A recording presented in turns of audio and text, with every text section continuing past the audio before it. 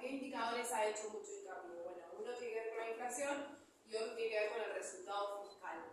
¿Cómo han obtenido el superávit fiscal en un contexto de caída en la recaudación? Porque efectivamente este escenario en materia de actividad hace que caiga la recaudación.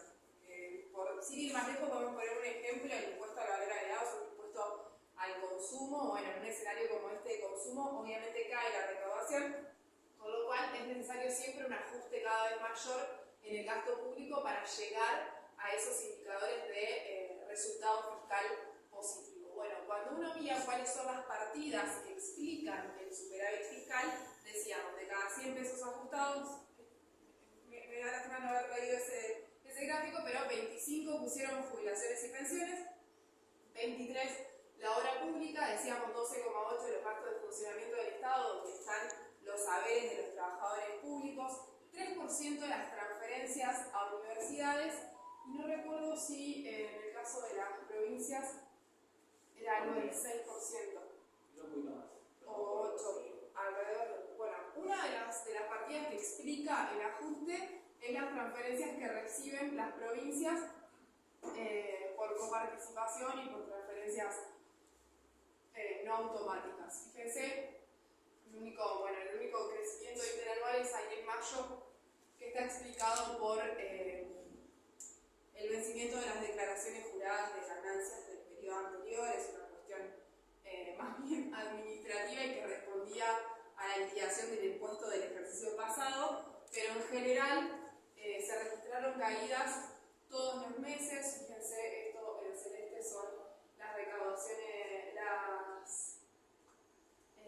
los recursos de origen nacional, caídas que llegaron al 26,7%. Bueno, ese es el escenario que tienen hoy las provincias argentinas, con una caída en los ingresos por coparticipación que representan en promedio el 56% de los ingresos de las provincias.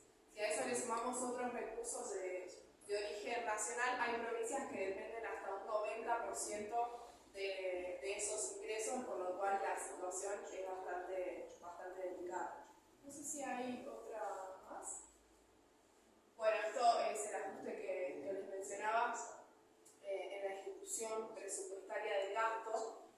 Este no es el que les decía de cómo se distribuye el ajuste, pero nos da una pauta bastante cercana. El 20% de caída en la ejecución de seguridad social, ahí está todo lo que tiene que ver con jubilaciones y pensiones. Desarrollo social, 60,7%. Salud, 36%. Acá tenemos obra pública. Las caídas en obra pública son caídas prácticamente del 90%. Solamente hay algo de energía que tiene que ver con la planta compresora de Saliqueró, que es una obra complementaria del gasoducto Néstor Kirchner, y que esa obra continuó. Después las otras son de una virtual paralización de la obra pública. Esto tiene que ver con programas vinculados a la promoción industrial, y acá vemos 61,6% en transporte. Ese es el escenario. No sé si creo que después sigue ya. Bueno, ese es un poco el panorama del ajuste y el impacto que tuvo en la economía real. Queríamos hacer un recorrido ahí para ir a entender, bueno, cómo está el escenario del gobierno en términos macro y cuáles son las perspectivas para adelante.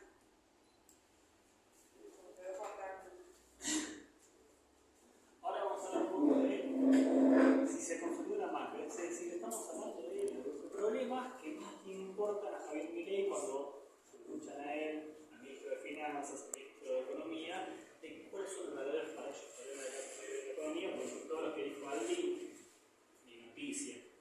Y si es noticia es mensual. En este caso, antes de arrancar, yo me gustaría que me interrumpan cualquier cosa de que tengan duda, porque algunas cosas de finanzas pueden ser un poco complejas y quiero que se entienda perfectamente todo lo que vamos a estar hablando. Esto es el riesgo país. Para quien no sabe, el riesgo país es un índice creado por la JP Morgan, donde lo que hace es medir qué tan riesgoso es prestarle dinero a un país. Es decir, mientras más alto está, los montos que se van a prestar van a ser más bajos y a mayor tasa, porque lo que implica es que en ese país es uso de la presión integrada de la plata. Lo que estamos viendo es que ya desde, en realidad hasta la serie de 2023, pero ya desde 2019, con Macri, después de la devaluación post-paso, vemos cómo se sostuvo alrededor de 1.000 puntos, 1.000 puntos, y ahora con Javier Milei empezó a bajar. La razón por la cual empezó a bajar es porque el ajuste más de lo que hizo le sirvió para pagar deuda que tenía, bonales que tenía, que le vencían, y aparte empezó a jugar con hacer un nuevo acuerdo con el FMI. Esto se fue achicando, fíjense, igual que siempre estaba rondando entre los 1.100 y los 1.600, y la clave empezó a ir acá, cuando básicamente lo que sucedió es que la inflación empezó a bajar un poco más, los dólares se empezaron a achicar, es decir, la brecha que había entre el MEP y el CCM con el oficial empezaron a achicarse y Trump tenía perspectivas de ganar. Es decir, esta última caída de acá es principalmente explicada, porque antes estaba arriba de los 1.000, antes me refiero a en octubre, estaba arriba de los 1.000, esta principal caída se debe que Trump ganó, que Trump haya ganado, da perspectiva de que se pueda realizar un nuevo acuerdo con el FMI que implique el desembolso de frescos. ¿Qué significa esto? Que los vencimientos de deuda que tenés para el año que viene los podés pagar. ¿Por qué? Porque el FMI te va a dar la plata, en pocas palabras. Esto es el índice S&P Merval. Esto de acá es un grupo de acciones de las principales empresas que cotizan en la bolsa argentina. El índice lo que hace es medir cómo se va moviendo la bolsa argentina en base a este grupo de acciones que son empresas muy grandes, estamos hablando de IPF, Grupo Galicia, esta Telecom, es decir, son empresas importantes y que juegan muy fuerte en la bolsa argentina, y lo que hace el índice es, en base también cómo cotizan, qué tanta incidencia tienen cada una de estas empresas, hace el índice para poder pasar todas ellas. Lo que vemos es que viene creciendo desde comienzos de año. Principalmente este incremento se debe a que a finales del año pasado, Milei estaba hablando mucho acerca de dolarizar, estaba hablando mucho acerca de que la economía se iba un poco del demonio.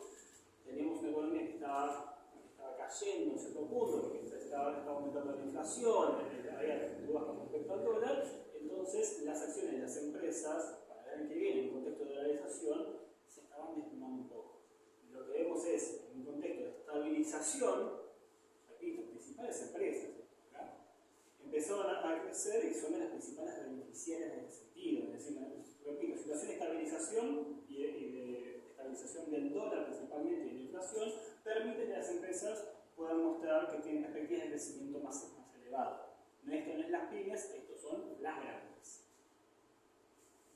Algo similar sucede con los globales. Globales y bonales son dos de las principales deudas que tenemos en Argentina. Es decir, las deudas que tenemos en Argentina son organismos internacionales, donde está el FMI entre ellos, y después tenemos bonos y letras. Dentro de los bonos están los globales y los bonales.